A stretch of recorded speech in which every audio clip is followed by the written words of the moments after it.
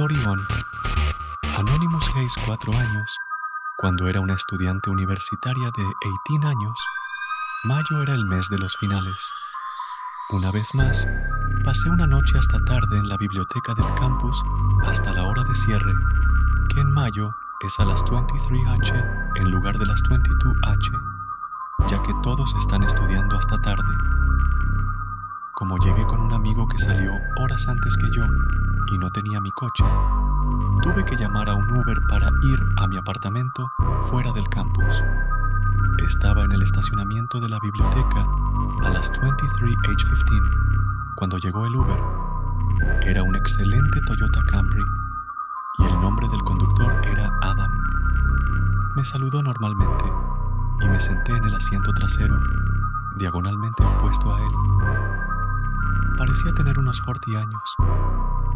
En los primeros 5 minutos del viaje no intercambiamos palabras, pero luego él comenzó a hacerme preguntas. Su primera pregunta fue si era estudiante, lo que parecía una pregunta sin sentido, ya que acababa de ser recogida en una biblioteca universitaria. Luego me preguntó cómo estaban mis clases y cuál era mi edad. No me gustó la pregunta y mentí, diciendo que tenía 23 años en lugar de 18. Me di cuenta de que constantemente me miraba por el retrovisor mientras hablaba, y cuando terminaba, tenía una extraña y siniestra sonrisa en el rostro. Sus preguntas estaban volviéndose demasiado personales para alguien cuya única relación conmigo debería ser llevarme durante 10 a 15 minutos. Preguntó cómo era mi vida amorosa en la universidad, y aunque quería ignorar su pregunta, dije que no estaba mal. Debería haber mentido y dicho que tenía novio, pero por alguna razón no se me ocurrió decir eso. Pasó de hacer preguntas a hacer comentarios, diciendo que solía engañar mucho en la universidad, y preguntó si alguna vez había engañado. Riendo nerviosamente, dije que sí, 1 o 2 veces. Todo se volvió aún más extraño cuando preguntó si alguna vez había engañado a un novio. Dije que no. En ese punto, estábamos detenidos en un semáforo en rojo.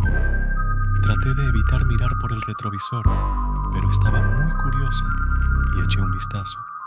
Él me estaba mirando y comentó que era muy bonita. Sabía que esto iba a pasar eventualmente, pero aún así era increíblemente aterrador. No lo reconocí y le pedí que me llevara a casa. Se rió y dijo que volvería pronto. Me fui cuando entró a casa. Poco después, sentí que mi teléfono vibraba. Era un mensaje de Adam, el conductor, diciendo que sabía dónde vivía. Esto me hizo correr aún más rápido. Cancelé el viaje y volví a casa. No lo vi más después de eso. Story 2. Anonymous, esta historia aún me persigue hasta el día de hoy. Casi todos los días solía ser conductor de Uber como mi segundo trabajo, generalmente tarde en la noche, como en las horas de cierre de los bares. Era un sábado por la noche, alrededor de las 3 a.m., y ya llevaba algunas horas en mi turno como conductor de Uber, cuando recibí una llamada desde otra parte de la ciudad para recoger a alguien en una esquina. Apareció un tipo afroamericano de unos 20 años, con rastas. Noté un pequeño tatuaje en su cuello, pero no lo miré por mucho tiempo. Le pregunté cómo iba su noche, y él solo gruñó: «Sucede. No todos son súper amigables».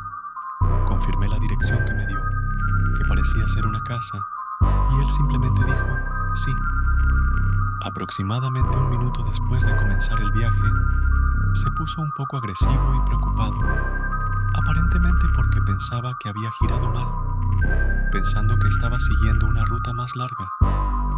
Le aseguré que solo estaba siguiendo la ruta que me daba la aplicación, y se calmó.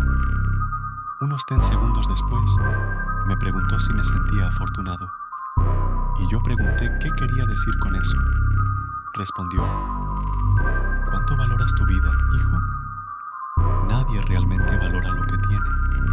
No no me gustaba a dónde iba esa conversación. Respondí que aprecio mi vida y a mis hijos todos los días. Se quedó en silencio por un tiempo. Luego comenzó a decir algunas cosas en un volumen tan bajo que no sabía si me estaba hablando a mí o no. Entonces pregunté, ¿qué era eso? Y él respondió, nada, idiota, solo llévame donde tengo que ir. Pregunté a dónde íbamos de todos modos, y él respondió, solo tengo que encargarme de algunos asuntos pendientes. Realmente no sabía qué hacer con esa respuesta, pero no estaba buscando continuar esa conversación o profundizar más de lo que ya había acabado. Llegamos a una esquina en un área bastante pobre. No era un área donde normalmente hacía entregas o recogidas. El tipo dijo, ¿puedes esperarme aquí? Me quedé congelado por un segundo, confundido. Pregunté si necesitaba un viaje de regreso a algún lugar. Él respondió, sí, esto será rápido. Solo tengo que ocuparme de algunos asuntos pendientes primero. No quería llevar a este tipo a ningún otro lugar y tenía la sensación de que lo que sea que iba a hacer en esta casa no era bueno, basado en su comentario sobre asuntos pendientes. No quería ser el conductor de escape después de alguna pelea o altercado. El viaje ya estaba marcado como completo en mi fin, de todos modos. Él cerró la puerta del auto y se acercó a la casa, pero no iba hacia la puerta principal. Fue hacia la parte trasera de la casa, por el patio trasero. No me quedé por allí después de eso. Me fui después de unos 20 segundos, lentamente y en silencio para que no me oyera irme. Decidí terminar mi turno esa noche mismo. Estaba bastante nervioso. Al día siguiente, escuché algo en las noticias que cambió una parte de mí para siempre. 2 personas fueron baleadas en su casa en la ciudad donde dejé a ese tipo la noche anterior. Mientras el informe continuaba, mostraron una foto del sospechoso. Y era el tipo al que dejé en esa casa. Fue capturado huyendo del lugar, no muy lejos, después de que los vecinos informaron haber oído disparos. Se sospechaba que el tiroteo estaba relacionado con pandillas.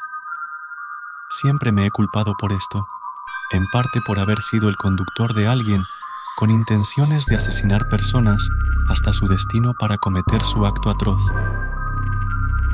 La gente me ha dicho que si no fuera yo, habría sido otro conductor de Uber, pero aún así no puedo dejar de sentirme parcialmente culpable por esto y por no darme cuenta de las señales de advertencia en ese viaje en auto.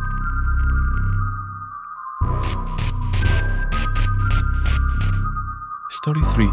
Chief era una noche tormentosa, la primera tormenta eléctrica del año. Esto fue después de que terminara mi turno nocturno a las 4 de la mañana y tuve que llamar a un coche para ir a la estación de tren, ya que en ese momento no tenía mi auto.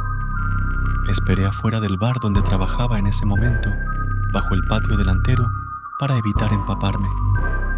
El coche bajó por la calle vacía y se detuvo frente al bar. Tuve que verificar la aplicación del coche para asegurarme de que fuera el coche correcto. Y lo era, un Honda Civic gris. Entré y saludé al conductor, cuyo nombre era Sahil. Intenté sentarme en el asiento delantero primero, pero él me dijo que no lo hiciera y que me sentara en la parte de atrás. Fue solo la segunda vez que intenté sentarme adelante, antes de darme cuenta de que era costumbre sentarse en el asiento trasero. Desde el bar hasta la estación de tren fueron unos 10 minutos. La razón por la que iba en tren, en lugar de simplemente tomar un Uber hasta mi casa, era porque estaría ahorrando unos $40. El conductor iba muy despacio, pero no había nada extraño en eso, dadas las condiciones climáticas afuera. Esperaría que cualquiera condujera con precaución en un aguacero torrencial como ese. El conductor no tomó la ruta de la autopista, nos llevó por las calles laterales. No estaba preocupado por perder mi tren, aunque tenía mucho tiempo. No estaba preocupado hasta que el conductor dijo algo en voz baja y luego detuvo el auto al costado de la carretera. Levanté la vista de mi teléfono para ver por qué y vi a un hombre en medio de la lluvia agitando las manos en el aire. Casi pregunté si iba a detenerse para recogerlo, pero solo observé. Y sí, el hombre de la calle entró en el asiento trasero junto a mí. Estaba empapado. Mantuvo el capó negro dentro del auto. Me moví completamente hacia la izquierda, esperando que el hombre y el conductor intercambiaran algunas palabras, pero no lo hicieron. ¿Se conocían? No tenía idea de qué estaba pasando. Durante el viaje, sentí en el rabillo del ojo la sensación de ese hombre junto a mí, mirándome. Tal vez estaba mirando por mi ventana, así que le eché un vistazo rápido, pero estaba equivocado. Me estaba mirando a mí. Además, a medida que avanzaba el trayecto, empecé a prestar más atención a la ruta que estábamos tomando. No era el camino correcto hacia la estación de tren. Traté de echar un vistazo discreto a la pantalla del teléfono del conductor para ver si tal vez seguía una ruta incorrecta, pero parecía tener el teléfono en su regazo, a diferencia de la mayoría de los conductores de Lyft, que tenían sus teléfonos montados en el tablero. Le dije educadamente: creo que nos estamos yendo por el camino equivocado. Él respondió algo en un tono tan bajo, mezclado con un fuerte acento, que me costó entender. Por tercera vez que le pedí que repitiera, finalmente solo repetí mi frase y dije: nos estamos yendo por el camino equivocado. Lo confirmé, revisando el mapa en mi teléfono. El conductor no me reconoció. Sentí como si el tipo a mi lado se estuviera acercando cada minuto. Tampoco dejaba de mirarme. Finalmente, le pedí al conductor que se detuviera y cancelara el viaje. Sin reconocimiento, el conductor pasaba señales de alto y no había semáforos en ningún lugar de esas calles laterales. Así que realmente no tuve un buen momento para escapar, pero sabía que estaba a punto de ser víctima de algo. Era algún tipo de trampa, así que decidí que iba a saltar del auto cuando tuviera la oportunidad. Esperé hasta que estuviéramos en una calle con bosques a un lado, lo que era perfecto para escapar. El auto iba probablemente a 15 o 20 millas por hora. Abrí la puerta del auto y salté fuera. Los dos hombres gritaron algo en un idioma diferente, suponiendo que fuera para el otro. Mi impacto con el suelo fue obviamente doloroso, pero creo que la capa de agua en la calle pudo haber amortiguado un poco mi caída. El auto se detuvo por completo y vi al hombre que estaba a mi lado salir. Tuve que levantarme y correr hacia el bosque. Lo escuché persiguiéndome por un tiempo, pero no había posibilidad de que me encontrara. Escuché que gritaba algo de vuelta al auto. Sonaba como si estuviera en ruso. Luego volvió corriendo al auto y se fueron. Inmediatamente, llamé a un Uber en lugar de un Lyft esta vez. Y esta vez, fui llevado con seguridad a la estación de tren. Mientras estaba en el tren, fui y registré una denuncia en línea. Y luego contacté a Lyft y reporté al conductor. Al día siguiente, también fui a la comisaría y reporté todo el incidente. Pero aquí es donde se lanzó la bomba. Había un Honda Civic gris reportado como robado la noche anterior. Les di todos los detalles que pude recordar y eventualmente seguí mi camino. Salí de esa comisaría reflexionando sobre mi vida y sobre cómo escapé por poco con ella.